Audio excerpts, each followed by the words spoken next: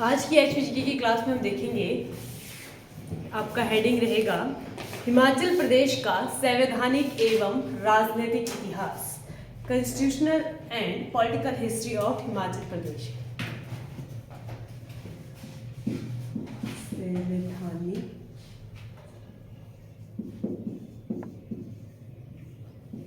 एवं प्रशासनिक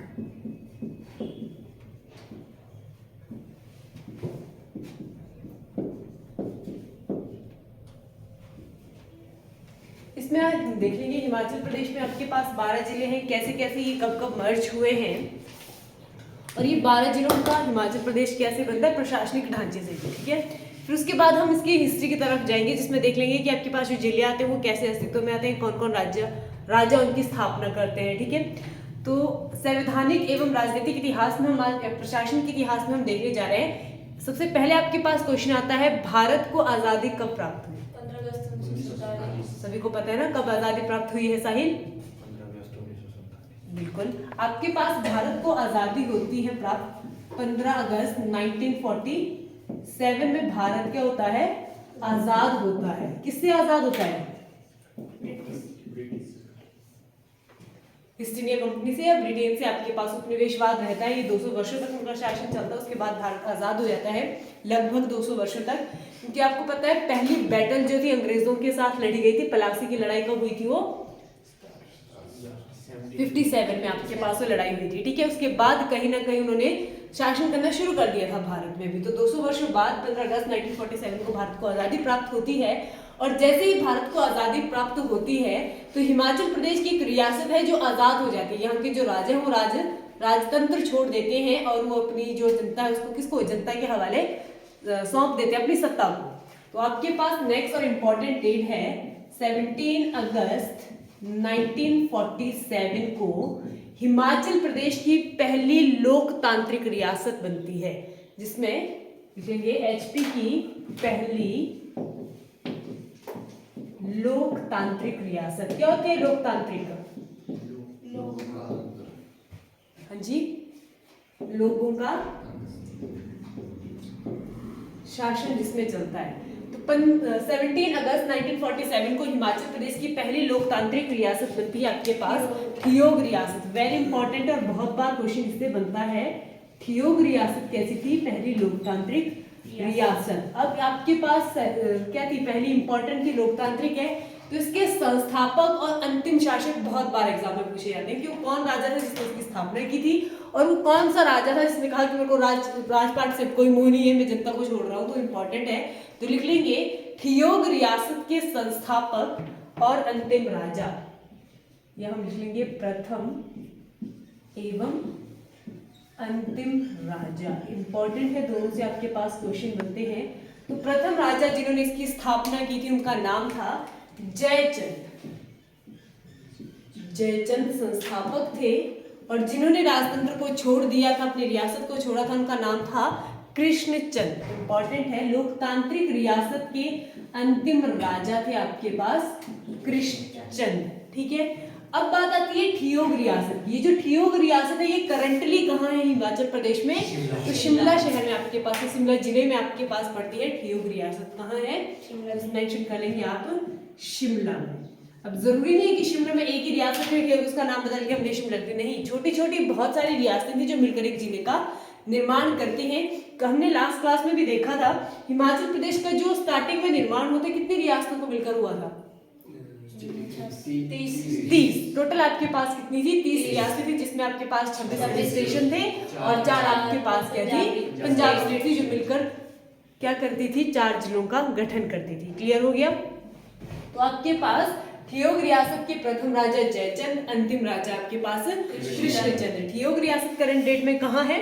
शिमला में। अब यहाँ से क्वेश्चन आता है, राजतंत्र ने राजपाट छोड़ लिया तो जनता को कौन संभाल रहा है? तो वन लाइनर क्वेश्चन है, लोकतांत्रिक जो रियासत है ठियोग रियासत, उसके मुखिया कौन बनते हैं? अभी इलेक्शन नहीं हुए, जनरली लोगों ने बस सर्वसम्मति, आपने सुना है ना नाम, सभी सहमत है इस बंदे को खड़ा कर देगा, हमारा क्या देखेगा, हमारा करता धरता यही है। तो लिख लेंगे मुखिया। ये चुनाव के द्वारा नहीं थे, ये सर्वसम्मति द्वारा थे।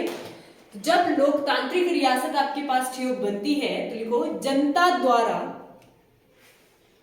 मुखिया किसे बनाया जाता है? लोकतांत्रिक रियासत का मुखिया। इंपॉर्टेंट नाम है ये, कुछ नाम है जो एच की हिस्ट्री में आप रिपीटेडली सुनोगे तो उनका नाम है सूरत राम प्रकाश। सूरत राम प्रकाश ये क्या बने थे? जनता के मुखिया बने थे। क्लियर हो गया? उसके बाद आप देखोगे आजादी हमें प्राप्त हो चुकी है। इलेक्शन आपके पास विधानसभा के पूरे भारतवर्ष में कब होते हैं? विधानसभा के इलेक्शन पहले कब होते हैं? हाँ पहले इलेक्शन ना कब होते हैं? 1952 में हुए थे। अब हम 47 से आजादी प्राप्त किए रहते हैं, अब इलेक्शन का वेट तो नहीं करेंगे। तो हिमाचल प्रदेश में एक टेम्परेरी गवर्नमेंट बनती है जिसको हम अस्थायी सरकार कहते हैं। तो क्वेश्चन आता है, लिखिए हिमाचल में अस्थायी सरकार का गठन कब हुआ? अस्थायी हुई कि अभी वोटिंग वगैरह नहीं हुई है, पर फिर भी एक टेम्परेरी गवर्नमेंट उन्होंने बना दी है। तो लिख लेंगे 26 जनवरी 1948 को हिमाचल प्रदेश में अस्थायी सरकार का गठन होता है। कब हुआ?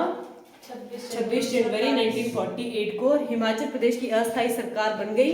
अब लिखेंगे अस्थायी सरकार के पहले अस्थायी अध्यक्ष कौन थे? इंपॉर्टेंट है, अस्थायी सरकार बन जाती है तो इसके अस्थायी अध्यक्ष आपके पास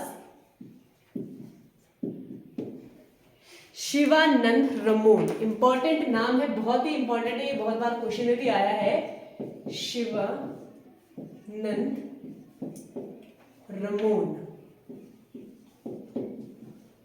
ये क्या बनते हैं? अस्थायी अध्यक्ष, अस्थायी सरकार के अस्थायी अध्यक्ष। 26 जनवरी 1948 को टेम्परेरी गवर्नमेंट का गठन होता है जिसमें अस्थायी सरकार के अस्थायी अध्यक्ष चुने जाते हैं शिवानंद रमोल जी। लिख लिया सभी ने? और आपके पास पहले मुखिया कौन थे? मुखिया चुने गए थे सूरत राम प्रकाश। ठीक है, अब नेक्स्ट आपके पास एक और इंपॉर्टेंट हस्ती पूछी जाती है, पंडित पद्मदेव। सुना है आपने नाम? देखिए पंडित पद्मदेव का संबंध जो है वो बुशहर रियासत के भमनौल गांव से। मैं इनके बारे में थोड़ा सा आपको आइडिया दे देती हूँ किसके बारे में बात कर रहे हैं। पंडित पद्मदेव, इनके लिए उपाधियां भी आपके पास दी गई हैं। इन्हें क्या कहा जाता है? कविराज कहा जाता है। कविराज। और इन्होंने भारत छोड़ो आंदोलन में बहुत ही इंपॉर्टेंट रोल प्ले किया है। तो पहाड़ी जो आपके पास क्या कहते हैं इनको, पहाड़ी कविराज किसे कहा जाता है? पंडित पद्मदेव। और इन्होंने भारत छोड़ो आंदोलन में बहुत इंपॉर्टेंट रोल भी प्ले किया हुआ है। ये कहाँ से संबंध इनका है ये पूछा जाता है। तो ये भी आपके पास किस रियासत से आते हैं? बुशहर रियासत। आपको पता होगा बुशहर रियासत भी कहाँ है आपकी? शिमला में ही आपके पास बुशहर रियासत पड़ती है। क्लियर हो गया? पंडित पद्मदेव के बारे में हमने देख लिया, कविराज के नाम से उनको जाना जाता है। अब हमारे पास 26 जनवरी 1948 में अस्थायी सरकार बन जाती है। अस्थायी सरकार के अस्थायी अध्यक्ष भी हमारे पास कौन आ जाते हैं? शिवानंद रमोन। ठीक है, सब कुछ हो रहा है हमारे पास। 4 जिले स्टार्टिंग में बन चुके हैं क्योंकि गठन हो चुका था। कब हुआ था हिमाचल प्रदेश का गठन? 15 अप्रैल 1948। और आपके पास 4 जिले कौन थे? चंबा, मंडी। ये सीरीज में आपने याद में पहले चंबा बना, फिर मंडी, फिर आपके पास महासू, और महासू के बाद जो आपके पास जुड़ा वो कौन था? सिरमौर। और इनकी डेट कब है आपके पास? इनके 1948 में आपके पास 4 जिले ये जुड़े थे। ठीक है, अब ये सारा कुछ और था, सरकार भी बन रही थी, जिले भी अस्तित्व में आ रहे थे, पर इन सबको नाम नहीं दिख रहा था कि ये नाम क्या रखेंगे इसका, जो जिसकी भी हम बात कर रहे हैं। तो नाम को उनको रखने के लिए एक आयोजन किया जाता है। जो आपके पास महासू के राजा थे, महासू के नहीं थे, वो रियासत पड़ती है बघाट। बघाट किसका पुराना नाम है? ये भी क्वेश्चन आपके पास आता है। तो सोलन के राजा थे और सोलन का ही पुराना नाम बघाट भी है। बहुत सारी रियासतें मैं बोल रही हूँ आपको फिर से, सोलन में एक ही रियासत नहीं आती है, सबसे बड़ी रियासत आपके पास बागल, बघाट, बहुत सारी मिलती हैं, तब आपके पास बनता है। ठीक है, तो लिख लेंगे सोलन के राजा दुर्गा सिंह की अध्यक्षता में, सोलन के राजा थे, राजा का नाम था राजा दुर्गा सिंह। ठीक है, ये क्या करते हैं, अपने दरबार हॉल में एक मीटिंग अरेंज करते हैं। तो लिखेंगे सोलन के राजा दुर्गा सिंह सोलन के दरबार हॉल में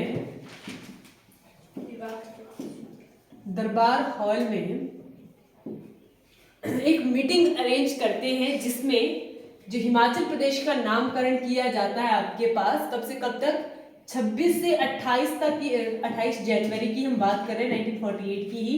आपके पास एक सभा चलती है, सभा में एक व्यक्ति आते हैं, व्यक्ति का नाम था दिवाकर दत्त शर्मा जी द्वारा एक नाम सजेस्ट किया जाता है। काफी सारे लोग भी नाम देते हैं, पर इनका नाम जो वो अच्छा लगता है सभी को। तो नाम आपके पास क्या आता है, हिमाचल प्रदेश। तो आपके पास इसी लाइन से आपके 3-4 क्वेश्चन बन जाएंगे। कैसे बनेंगे, हिमाचल का नामकरण किसने किया, पहला क्वेश्चन किसने किया, दिवाकर दत्त शर्मा जी द्वारा किया गया।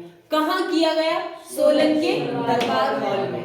सोलन के दरबार हॉल में जहां पर हिमाचल प्रदेश का नामकरण किया गया, उसकी अध्यक्षता किसने की, तो किसने करी है, राजा दुर्गा सिंह द्वारा इसकी क्या की गई थी, अध्यक्षता की गई थी इस मीटिंग की। और आपके पास नामकरण कब हुआ है, 26 से लेकर 28 जनवरी तक। आपके पास क्वेश्चन पूछा जा सकता है, सोलन आपके पास आता है, सोलन का पुराना नाम महासू से पहले अगर हम उसको देखते हैं एक और पुराना नाम बघाट, और सोलन को टमाटर का गोला भी कहा जाता है। वन लाइनर क्वेश्चन है, सबसे ज्यादा टमाटर और खुंब आपको कहाँ देखने को मिलेंगे, सोलन।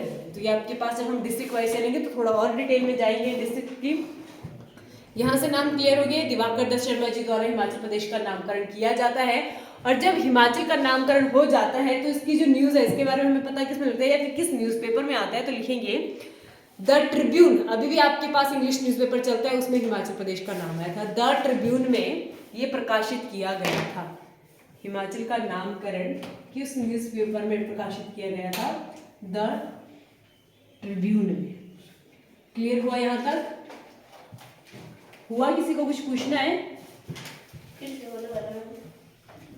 हिमाचल प्रदेश का नामकरण किस न्यूज़पेपर में प्रकाशित हुआ, किसमें हुआ ये प्रकाशित, द ट्रिब्यून।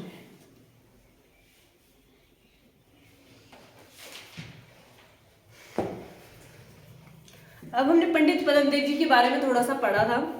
अभी आपके पास सत्याग्रह भी हम देखेंगे, बहुत सारे सत्याग्रह हिमाचल प्रदेश में हुए। जरूरी नहीं है कि सारे राजा कृष्णचंद्र राजा की तरह थे कि उन्होंने अपनी सत्ता को मतलब मेनली क्या कर दिया, जनता के लिए छोड़ दिया। काफी सारे राजा थे जिन्होंने विद्रोह किया था, ठीक है, और राजा छोड़ रहे हैं, मैं अपना राजपाट क्यों छोड़ूं, कोई भी नहीं छोड़ेगा। आपको अगर पूछ ले कि आप अपनी जमीन छोड़ दोगे आप ऐसे जनता के लिए, नहीं, तो सेम राजा के भी ऐसी थी। तो बहुत सारे विद्रोह हुए थे। तो लिखेंगे पंडित पद्मदेव जी ने 18 फरवरी 1948 में, इंपॉर्टेंट है आपके पास, बहुत बार ये डेट भी पूछी जाती है, 18 फरवरी 1948 में सुकेत सत्याग्रह करके घटना हुई थी। सुकेत सत्याग्रह डेट पूछी जाती है, डेट से इसमें आपके पास में थोड़ी सी स्टोरी भी आपको बता दूंगी। 18 फरवरी 1948 में सुकेत सत्याग्रह की घटना होती है। और इसमें आपके पास होता क्या है, राजा और लोगों के बीच में कंफ्लिक्ट पैदा हो जाते हैं। ऐसे जो राजा थे वो क्या, पहले एक प्रथा चलती थी, बेगार प्रथा, सुना है आपने उसका नाम, क्या होती है बेगार प्रथा, मतलब मुफ्त की बेरोजगारी, मुफ्त की रोजगारी होती थी वो, ठीक है। आपके पास जैसे भी आपको जनरली कोई काम बता दिया कि यार तुम जा रहे हो तो तुम ऐसा कर रहे हो, तो तुम भी बताते हो जनरली कि यार क्या बेगार दे दी तुम लोगों ने। तो बेगार यही होती थी कि मुफ्त की मजदूरी होती थी वो, ठीक है। आप जाओगे राजा का काम करोगे, आपको राजा कुछ भी नहीं देगा, मतलब वो मुफ्त की ही मजदूरी होती थी। तो उसी प्रथा को लेकर उनका शोषण हो रहा था लोगों को काफी, और लोग क्या चाह रहे थे कि अब राजा अपनी सत्ता को छोड़ दे और क्या कर दे, ये लोकतांत्रिक रियासत बना दे सुकेत को भी। यहाँ से क्वेश्चन आपके पास ये भी आ सकता है, सुकेत किसका प्राचीन नाम है, सुंदरनगर का, ठीक है। सुकेत रियासत पुरानी थी, मंडी बाग में बनी है, पहले सुकेत बनी हुई थी। तो ये जो सुकेत सत्याग्रह है, लिख लेना आपने, प्रजा और राजा के बीच में क्या था, लोकतांत्रिक रियासत बनाने के लिए मतभेद था। और इस सत्याग्रह में जो मेन लीड जो रोल प्ले किया वो किसने किया है, पंडित पद्मदेव, ठीक है। लिख लेंगे सुकेत सत्याग्रह में किसके हाथ था, पंडित पद्मदेव जी का इसमें हाथ था। और इस समय जो आपके पास सुकेत रियासत है उसके राजा कौन रहे, और यही सुकेत रियासत के अंतिम राजा थे, इनका नाम है राजा लक्ष्मण सेन। आपको पता है कि मंडी और सुकेत में जितने भी राज्य चलते हैं इनका सरनेम सेन ही, तो ये पता होना चाहिए क्योंकि तुम लोग भी मंडी डिस्ट्रिक्ट से बिलोंग करते हो। तो कौन थे? राजा लक्ष्मण सिंह। लक्ष्मण सेन। और इसीलिए आपने देखा होगा कि पहले 4 जिले जब जुड़ रहे हैं तो सुकेत की मंडी भी मतलब उसी में आ रही है, ठीक है। मंडी रियासत के अलग आएंगे और सुकेत रियासत के अंतिम राजा कौन है? लक्ष्मण सेन। लक्ष्मण सेन के समय में सुकेत सत्याग्रह हुआ जिसके अध्यक्ष कौन थे? पंडित पद्मदेव। सुकेत सत्याग्रह कब हुआ था? 18 फरवरी 1948 में। ये 2 सत्याग्रह थे, बहुत पहले हुआ था, उन्होंने पूछा था। ये वाला इंपॉर्टेंट है क्योंकि अभी आपके पास क्या बन रही है? लोकतांत्रिक जिला बन रहा था, ये रियासत बनी थी। यहाँ तक क्लियर हुआ सभी को? हुआ कि नहीं हुआ? Yes ma'am. आपके पास सुकेत सत्याग्रह ये 18 फरवरी से लेकर 25 फरवरी तक चलता है। फिर उसके बाद क्या कर देता? राजा छोड़ देता अपना सत्ता जनता के लिए। और यहीं से क्वेश्चन आपके पास एक और आ सकता है, मंडी के अंतिम राजा कौन थे? तो मंडी के जो अंतिम राजा थे वो जोगिंदर सिंह। याद रखना आपने, मंडी रियासत के है ना, मंडी रियासत के अंतिम राजा आपके पास जोगिंदर सिंह। अभी मैंने मंडी क्यों लिखवाया? क्योंकि सुकेत जो आपके पास रियासत आती है ये करंटली मंडी जिले में आती है, तब इम्पोर्टेंट है। और मंडी रियासत के अंतिम राजा जोगिंदर सिंह और आपके पास सुकेत के कौन है? लक्ष्मण सेन। संस्थापक से अगर क्वेश्चन आता है, सुकेत रियासत के संस्थापक थे वीर सेन और मंडी रियासत के संस्थापक थे बाहू सेन। थोड़ा सा पहले राजा और अंतिम राजा से क्वेश्चन हम करेंगे। और इसी तरह आपके पास क्या बन जाती है? सुकेत भी एक लोकतांत्रिक रियासत बन जाती है। हम बात करें 18 फरवरी की और धीरे धीरे जब हम आगे की तरफ चलते हैं तो ऐसे ही रियासतें आजाद हो रही थी और 15 अप्रैल 1948 को क्या हो जाता है? 1948 को हिमाचल प्रदेश का गठन हो जाता है। 15 अप्रैल 1948। और ये जो रियासतें थी, ये टोटल कितनी रियासतें थी आपके पास? 30 रियासत थी। 30 रियासत में आपके पास 26 हिल स्टेशंस और आपके पास 4 पंजाब स्टेट्स, ठीक है। ये आपने याद रखना है, नॉर्मल सा डाटा आपके पास। इन 30 रियासतों से आपके पास हिमाचल प्रदेश में उभर कर आते हैं 4 जिले। 4 जिले कौन कौन से? सबसे पहला आपके पास चंबा जिला, चंबा के बाद मंडी जिला, मंडी के बाद आपके पास आएगा महासू और महासू के बाद हमारे पास कौन सा जिला आता है? सिरमौर जिला। इन सब चारों का गठन कब होता है आपके पास? 1948। अब थोड़ा डिटेल में जाएंगे हम, आपके पास राजा आएंगे, इलेक्शन आएंगे, विधानसभा की सीटें आएंगी, तो ये थोड़ा सा आपने देखेंगे। इन चारों जिलों का क्षेत्रफल कितना था जब गठन हुआ था? 27,169 वर्ग किलोमीटर। सचिन और वर्ग लगा लेगा।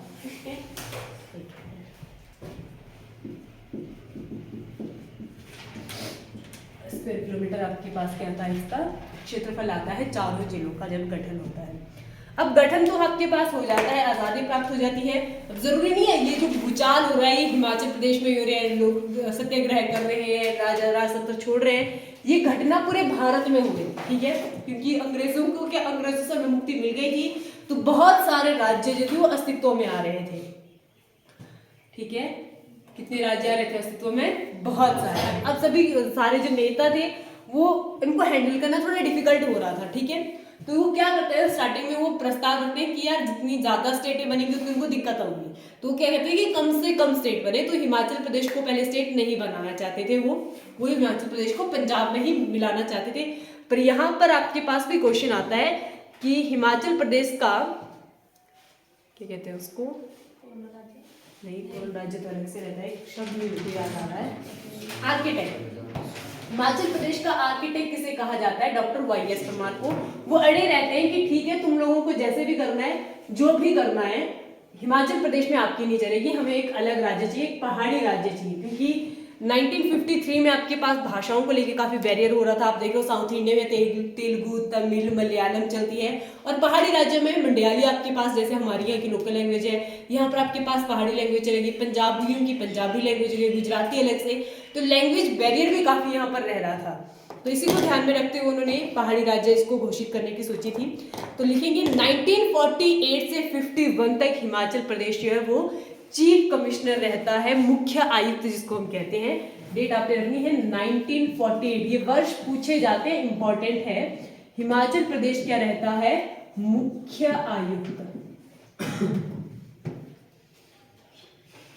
मुख्य आयुक्त रहता है ये 1948 से लेकर 1948 से लेकर 51 तक।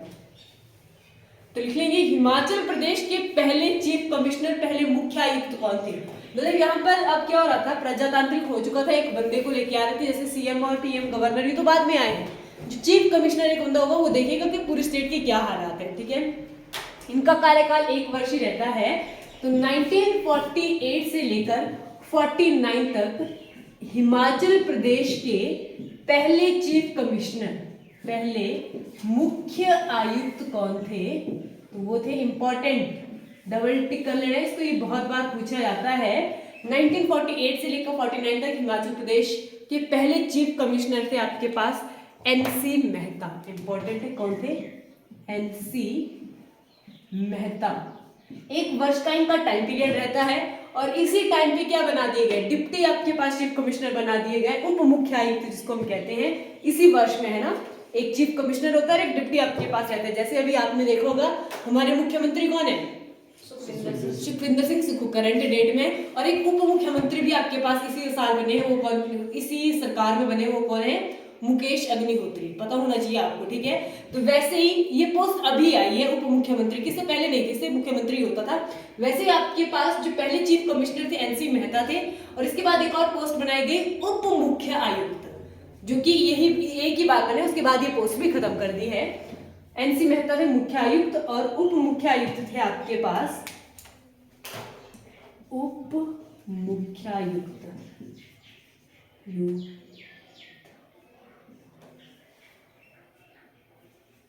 वो थे ईपी मून, ठीक है। किसकी बात कर रहे हैं हम, 1948 से लेकर 49 तक। अब 49 में क्या होता है, एनसी मेहता जी का टाइम पीरियड खत्म हो जाता है और आपके पास दूसरे चीफ कमिश्नर बनते हैं। हिमाचल प्रदेश के दूसरे चीफ कमिश्नर बनेंगे 1949 से लेकर 1950 तक, 1949 से लेकर 51 तक। और दूसरे चीफ कमिश्नर कौन बनते हैं, यही आपके पास रिपीट होते हैं, ईपी मून। पहले ये क्या बने थे, पहले मुख्य आयुक्त। देखो एग्जामिनर ने यहीं से क्वेश्चन तुम्हारे पास घुमाएगा, हिमाचल प्रदेश के पहले चीफ कमिश्नर सभी को पता है एनसी मेहता, नहीं एग्जामिनर ने क्वेश्चन घुमा लिया, हिमाचल प्रदेश के पहले उप मुख्य आयुक्त कौन थे, ईपी मून, और यही दूसरे क्या बनते हैं, चीफ कमिश्नर बनते हैं। मान लो जो मुकेश अग्निहोत्री जी हैं वो आज की डेट में क्या है, उप मुख्यमंत्री हैं, और जब सुखविंदर सिंह सुक्खू अपना कार्यकाल खत्म करते हैं तो आपके पास दूसरे अगर हमारे पास सीएम आते हैं तो कौन आएंगे, वो मुकेश अग्निहोत्री। वैसे ही आपके पास ये चीज भी यहाँ पर होगी, ठीक है। ये आपके पास डिप्टी से चेंज होकर डायरेक्ट आपके पास अब पोस्ट में बैठे हैं। 1 ही वर्ष का टाइम पीरियड था, ये खत्म होता है। उसके बाद 1950 से लेकर 51 तक आपके पास तीसरे चीफ कमिश्नर आते हैं भगवंत सहाय। कौन आते हैं, भगवंत सहाय। इंपॉर्टेंट है, ये 3 ही नाम आपने याद रखने टाइम पीरियड के साथ। 1948 से लेकर 49 तक एनसी मेहता, 49 से 50 तक ईपी मून, और तीसरे आपके पास 50 से 51 तक कौन रहते हैं, भगवंत सहाय। इसके बाद आपके पास जो हिमाचल प्रदेश में चीफ कमिश्नर, इसको हटा दिया जाता है। 1948 से लेकर 51 तक ये क्या रहता है, चीफ कमिश्नर रहता है हिमाचल प्रदेश, मुख्य आयुक्त रहता है। ये क्लियर हो गया, लिख लिया सभी ने। किसी को कुछ पूछना है, इरेज कर दूं। अब आपको ये देखना है 1948 से लेकर 51 तक हिमाचल प्रदेश क्या रहा, चीफ कमिश्नर रहा। उसके बाद 1951 से लेकर 56 तक ये क्या बनता है, तो लिखेंगे। नेक्स्ट आपके पास आता है 1951 से लेकर 56, 1951 से 56 तक ये रहता है सी स्टेट। सुना है नाम सी स्टेट, जिसको हम ग श्रेणी का राज्य भी कहते हैं। तो क्या रहता है ये, ग श्रेणी का राज्य, सी स्टेट इसको इंग्लिश में हम कहेंगे, चीफ कमिश्नर कहेंगे, मुख्य आयुक्त, ठीक है। तो आपके पास 1951 से 56 तक का ये क्या रहता है, टाइम पीरियड पूछा जाता है हिमाचल प्रदेश का। 48 से 51, 51 से 56, उसके बाद 56 से 72। ये बहुत बड़ा आपके पास टाइम पीरियड है। जब ये सी स्टेट बन जाता है तो आपके पास चीफ कमिश्नर जो ये पोस्ट खत्म हो जाती है और हिमाचल प्रदेश के पहले उपराज्यपाल बनते हैं अब तक सारा काम कौन संभाल रहे थे? Chief commissioner. अब जो आपके पास कार्यभार संभालेंगे वो कौन संभालेंगे? उपराज्यपाल। तो लिख लेंगे हिमाचल प्रदेश के पहले उपराज्यपाल बनते हैं 1952 में आपके पास बनते हैं मेजर जनरल हिम्मत सिंह। उप राज्यपाल कौन बनते हैं? मेजर जनरल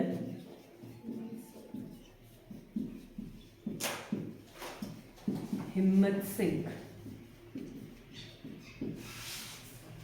एक ही बंदा है जिसको आपने याद रखना है, क्योंकि आपको पता है 1952 में क्या हो जाते हैं, पूरे भारतवर्ष में इलेक्शन हो जाते हैं, तो हिमाचल प्रदेश में भी क्या हो जाते हैं, इलेक्शन हो जाते हैं, विधानसभा के इलेक्शन। अब मुख्यमंत्री अस्तित्व में रहेंगे। यहाँ तक क्लियर हुआ? हमने आज कौन कौन से नाम पढ़े? सबसे पहले हम चले गए ठियोग रियासत के मुखिया के ऊपर। ठियोग रियासत के मुखिया कौन थे हमारे? सूरत राम प्रकाश। उसके बाद ठियोग रियासत खत्म हो गई, आपके पास टेम्पररी गवर्नमेंट बनती है। टेम्पररी गवर्नमेंट के जो आपके पास अस्थायी अध्यक्ष बनते हैं वो बनते हैं शिवानंद रमन। क्लियर हो गया? फिर आपके पास हिमाचल प्रदेश का गठन आ जाता है। पंडित पद्मदेव सिर्फ इन्होंने भारत छोड़ो आंदोलन में इंपॉर्टेंट रोल प्ले किया है, सुकेत सत्याग्रह में इंपॉर्टेंट रोल प्ले किया है, इनको कविराज कहा जाता है। ये चीजें आपने ध्यान रखनी है। क्लियर हुआ? उसके बाद आ जाते हैं फिर से हिमाचल प्रदेश में 1948 से लेकर 51 तक। रोहित, क्या हुआ था हिमाचल प्रदेश में? कहाँ खोए थे आप? लोकतांत्रिक बन रहा था, पर ये था क्या? बन तो रहा था। इसको क्या बना दिया गया था? चीफ कमिश्नर बना दिया गया था, मुख्य आयुक्त बनाया था। ध्यान से बैठना इधर, ठीक है। 1948 से 51 तक के चीफ कमिश्नर रहता है। पहले चीफ कमिश्नर बनते हैं, दूसरे ईपी मून और तीसरे भगवंत सहाय। 3 साल का टाइम पीरियड था। उसके बाद 51 से लेकर 56 तक की क्या रहता है?